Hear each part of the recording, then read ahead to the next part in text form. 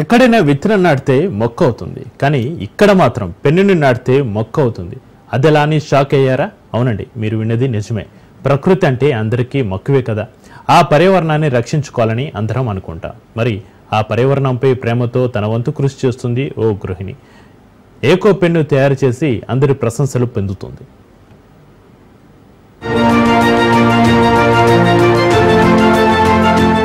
ఆది మానవుడి నుండి విశ్వంలోకి అడుగుపెట్టే స్థాయికి ఎదిగిన మానవుడి ఆలోచన శక్తి సామర్థ్యాలు అంతులేనివి. అంతటి మేధస్సుతో మనిషి సాధించలేనిదంటూ ఏమీ లేదనే స్థాయికి ఎదిగారు. కానీ పర్యావరణాన్ని కాపాడుకోవడంలో మనుషులు విఫలమవుతున్నారు. ఒకవైపు ప్రపంచ దేశాలకు గ్లోబల్ వార్మింగ్ తో ముప్పు పొంచి ఉందని ప్రపంచం మొత్తం హెచ్చరిస్తూనే ఉంది.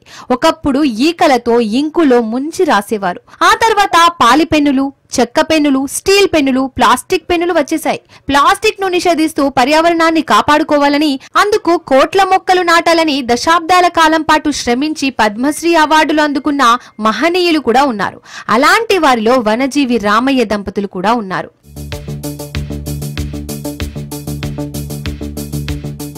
ఖమ్మం జిల్లా సత్తుపల్లి పట్టణంలోని ఎన్టీఆర్ కాలనీలోని నూతక్కి ఆశ అనే గృహిణి ప్లాస్టిక్ ను నిషేధించాలని వినూత్న ఆలోచనకు శ్రీకారం చుట్టింది. పర్యావరణాన్ని కాపాడుకుంటూ వినూత్నంగా ఉండేలా 80% పేపర్ తో పెన్నును తయారు చేయాలని అనుకుంది. వాడి పడేసే పెన్నుగా డిజైన్ చేసినప్పటికీ ఆ పేపర్ పెన్నుతో పర్యావరణాన్ని కాపాడుకోవడం కోసం మొక్కలు పెరిగే వినూత్నంగా డిజైన్ చేశారు. ఈ పెన్నుతో రాసుకున్నాక పారవేసినప్పుడు పెన్ను క్యాప్ చివర విత్తనాలను కూడా దీంతో రాయడం అయిపోయాక ఆ పెన్నును ఎక్కడ పడవేసినా తడి తగలగానే పేపరు భూమిలోకి కలిసిపోయి పేపర్ లో ముందే ఇన్బిల్ట్ చేసిన గింజలు భూమిలో కలిసిపోయి మొలకలుగా పెరుగుతాయి. 80% ప్లాస్టిక్ రహిత పేపర్ పెన్నుతో పర్యావరణాన్ని కాపాడుకోవడంతో పాటు వాడి పడేసే పెన్నుతో మొక్కలు కూడా పెంచవచ్చుంటుంది మహిళ.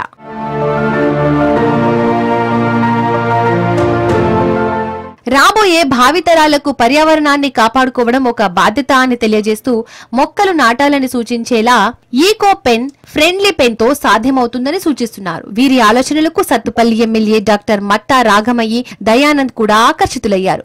సత్తుపల్లి ఎమ్మెల్యే క్యాంపు కార్యాలయంలో నూతక్కి ఆశ దంపతులకు అభినందనలు తెలియజేశారు. ఈకో పెన్ను చాలా బాగుందని, రాసుకొని పడవేసే పెన్నుతో ఎలాంటి హాని లేకుండా 80% పేపర్ తో తయారు చేసిన పెన్నులోనే విత్తనాలు కూడా ఉంచి వాటితో మొక్కలు పెరిగేలా వినూత్నంగా డిజైన్ చేయడం మంచి ఆలోచన అని వారిని అభినందించారు. మేము కొత్తగా పెన్నుని స్టార్ట్ చేసామండి. పేపర్ పెన్ను తయారీ స్టార్ట్ చేసాము. ఇది కంప్లీట్గా ప్లాస్టిక్ ఫ్రీ అనమాట. ఇది ఓన్లీ 80% పేపర్ ఉంటుంది. తర్వాత ఇందులో ఓన్లీ ఒక 20% మాత్రానికి రీఫిల్ ఒకటే ప్లాస్టిక్ ఉంటుంది. అలాగే దీని క్యాప్ వచ్చేసి కూడా అంతా పేపర్తోనే తయారవుతుంది. మనం అన్ని పెన్నుల్లాగా దీన్ని రాసి పారేయకుండా మనం రాయడం అయిపోయిన తర్వాత ఈ పెన్నును మనం మట్టిలో నాటుకుంటే ఇందులో నుంచి మొక్కల గింజల విత్తనాలు పెట్టాము. కొన్ని పళ్ళయ్యి, కొన్ని కూరగాయలయ్యి, ఆకుకూరలయ్యి, ఇలా రకరకాల విత్తనాలు ఇందులో పెట్టాము. మీరు దీన్ని భూమిలో నాటినట్టయితే మొక్కలు వస్తాయి అన్నమాట. పర్యావరణాన్ని మనం కాపాడాలని మన వంతు సాయంగా మేము ఈ పెన్ను మేకింగ్ అనేది స్టార్ట్ చేసాము. ఈ రోజుల్లో మనం ఎక్కడ చూసినా అంతా ప్లాస్టిక్తోనే నిండిపోయి ఉంది. దాన్ని కొద్దిగైనా తగ్గించాలని మా వంతు ప్రయత్నంగా మేము ఈ పేపర్ పెన్ మేకింగ్ అనేది స్టార్ట్ చేశాము. ఏది ఏమైనా ప్లాస్టిక్ వస్తువులను నిషేధిస్తూ పర్యావరణాన్ని కాపాడేందుకు పేపర్లతో పెన్నులను తయారు చేయడమే కాకుండా వాడి పారేసిన పెన్నుతో విత్తనాల ద్వారా మొక్కలు పెరగడం చాలా గొప్ప ఆలోచనే కదా.